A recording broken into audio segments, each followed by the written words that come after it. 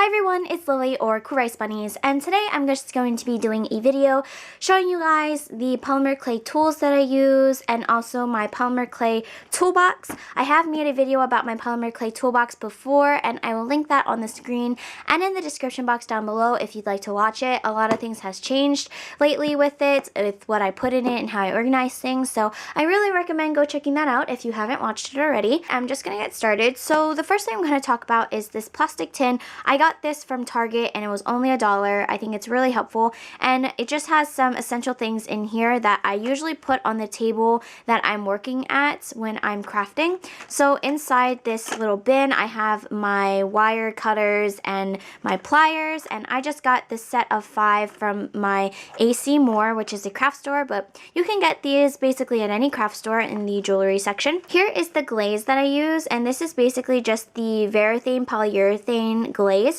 I have a video talking about how I use this glaze and also a full-on review about it, so if you're interested in that, I will link it on the screen and in the description box for you guys. In here, I also have this synthetic paintbrush that I got from Walmart, and I just use this for glazing. Next to it, I have a bottle of translucent liquid Sculpey, which I use a lot when I'm making polymer clay charms. And then behind here, I just have this small tube of E6000, which is really handy whenever I want to secure some pieces or findings together. In this bottle, well actually it's kind of empty right now, I have to refill it, but it's just this bottle and it says alcohol on it. It's rubbing alcohol. You can get this at basically any pharmacy for an inexpensive price, and I just use rubbing alcohol to wipe off any dust or smudges on my polymer clay charms before I bake them in the oven. And then in this little mini container that I got from the Dollar Tree, I have a sticker on it. It says scrap clay. And as you can see, this is just my scrap clay. And then lastly, in this little bin, I have this plastic baggie that just has some cornstarch in it. And I use cornstarch for when my clay is too sticky or if I don't want clay sticking to any molds. And yeah, that's basically it for this plastic container. Now I'm going to move on to my actual clay toolbox. This clay toolbox is by the company Iris. I will link their website link down below. If you look around, maybe you can find it, but I will I'll put more details about this specific case in the description box, so please read that down below and it'll help you a lot. So basically it's just a plastic toolbox case thing, and it has 2 levels here with different storage units, and then there's the bin at the bottom. As you can see here at the top tier, you have 3 different sections, and I'm just going to start with this one. So the first things that are in here, I have my rolling pins. This is the polyacrylic rolling pin made by Sculpey, and you can get this basically at any craft store that sells clay tools, and I really love this rolling pin a lot. And then I also have these set of tools that are also made by Sculpey, and you can get this at basically any craft store. I got this specific set from Michael's, but really it's anywhere. So it comes with this plastic rolling pin, and then these tools that are double-ended. So here is the one side of the tools, and here's the other side of the tools, and this is really inexpensive. So if you're starting out with clay, I really recommend picking up that set. In this section, I also have some Q-tips, which I use with my rubbing alcohol when I'm cleaning up my charms. And then this is just a little attachment that I will talk more about later, but basically there are these tips that are magnetic and can go in and you can change them up. And this is another tool set made by Sculpey, but I'll talk about that later. And then lastly in this section, I have these empty little paint pots. Oops. You can get empty paint pots from basically any craft store. I got these from Hobby Lobby. They didn't come with any paint in them. You can fill them however you want. And inside my paint pots, I just have some polymer clay frosting. And I have a video talking about how I make my polymer clay frosting. So if you're interested in that, I will link it on the screen and in the description box for you guys. Next, I have some attachments that I was talking about that came with this set that was made by Sculpey. So basically this is a little stand that you can put the different tips in, like if you want to set it on your craft table or whatever, but I really don't use it. So it comes with these different attachments. There's a ball tool, some silicone blending tools, a needle tool, and a small blade. So it's really nice. In this section, I also have my X-Acto blade. I got this at Walmart, but you can get it at any craft store. or hardware store. And then lastly in that section, I have my 3 blades, and these are long craft blades. This set was made by Fimo, and I picked this up at my local craft store, and they're really handy. I use them a lot in my videos and when I'm crafting.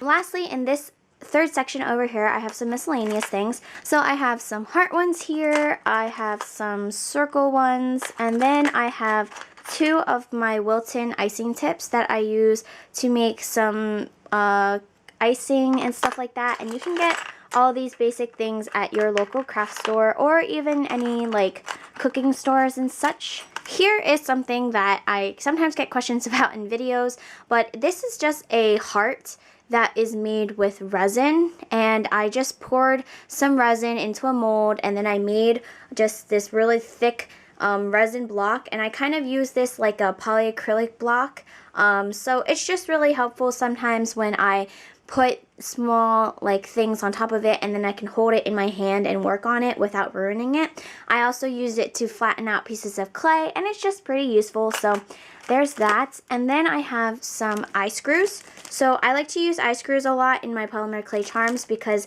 they stay in really well, and you can find eye screws online. If you just search it on Amazon or eBay or Etsy or Store Envy, you can find sellers who can sell you eye screws, and they're really nice. And then lastly, I just have this fake ice, which are just like plastic little pebbles, and I actually got these from Little Surprises YT a long time ago. I still haven't used them yet, but I plan on using them pretty soon. So that is it for this first level. Now I'm going to turn this toolbox around, and I'm going to show you guys what is in this second level. So in the first section, I just have more of these plastic containers that I got from the Dollar Tree, and inside this one, I just have cookie cutters, and these are the mini clay cookie cutters that are made by Sculpey. So you can pick those up at any craft store. And then I have this one that says shading on it, and it just has my soft pastels or chalk pastels in it, along with a small makeup sponge. And I got my chalk pastels from Hobby Lobby. If you just go to your craft store and ask the people who work there where the chalk pastels are, you can find your own. But these are just the different colors I use when I'm shading baked goods or realistic looking charms. In this second section over here, I just have a bunch of my findings. So I just have things like gold head pins, gold eye pins, more silver head pins and eye pins. And I'm not really using head pins and eye pins a lot, but when I do need them, I have them in my toolbox. In this middle section here, you can see I just have some different molds. So I made some waffle texture molds out of polymer clay. So that's what these look like. And then I have my Martha Stewart silicone molds, and I got this set of 4 molds from AC Moore, but I know Michaels also has these molds, and you can also search online if you're interested in buying them. I also have these molds that I made myself. So I have this mini Oreo mold, and I have a video on how to make Oreo molds, so you can look at that. I'll have it linked on the screen and in the description box down below. And then there is this cupcake mold that I made myself. And then I have some more cupcake molds that I actually got from Miniature Sweet on Etsy. So there's this really tiny mini one, and then there's the 14mm cupcake mold that a lot of YouTubers have. And then back here I just have this random clay thing that I was going to use to make a bento box following Fimochu's tutorial, but I just never got around to doing it. So that's what's in that middle section. In this next section here, I just have all of my dotting tools, and these are really nice. They are double-ended, so there are various sizes, and I got these from Amazon.com for like $2 with free shipping from Hong Kong. And if you just search on Amazon nail dotting tools, I'm sure these will pop up. So that's where I got those. And then in this last section over here, I just have another one of those empty paint pot container things. But inside this one, I have some pink chalk pastels that I like to use for shading on blush. So there is that. And then I also have this broken toothbrush that I like to use a lot for texturing. I almost said shading, but that would have been wrong.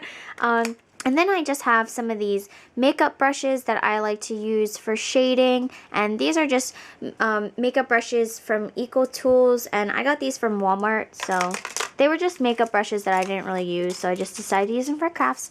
And then I have some aluminum foil, just in case I need it for texturing. And then right at the bottom here, I have just some sandpaper for, again, texturing. And then lastly, in this toolbox, there is the lower bin area. And this is where I keep all of my polymer clay. Most of these blocks are just in their original wrapping, and then they're in these little plastic Ziploc bags that I got from Hobby Lobby, but you can get these at most craft stores. They're like jewelry, organizational, Ziploc plastic baggies or whatever. And so I just have like the clay in it, and then sometimes I will write what color the clay is on the bag. Like for example, I have Primo Accents Gold. So it's in that. And then some of these are just in here without any plastic baggies. So, yeah, I think this is a good way to store my clay. It makes sure it's efficient because it doesn't let all the colors mix in with each other. And I'm also, you know, after digging around, I can find what I need. So here's Sculpey 3 French Blue, and it's just in a bag. So that is basically it for my clay toolbox and my tools. I hope this was helpful for you guys. Again, if you want more information on this specific clay toolbox by Iris, I will have links and information in the description box down below. Also, you can watch my previous clay toolbox video, which will also be linked down below. And yeah, that's basically it. I hope you guys enjoyed this video, and I will talk to you soon. Bye.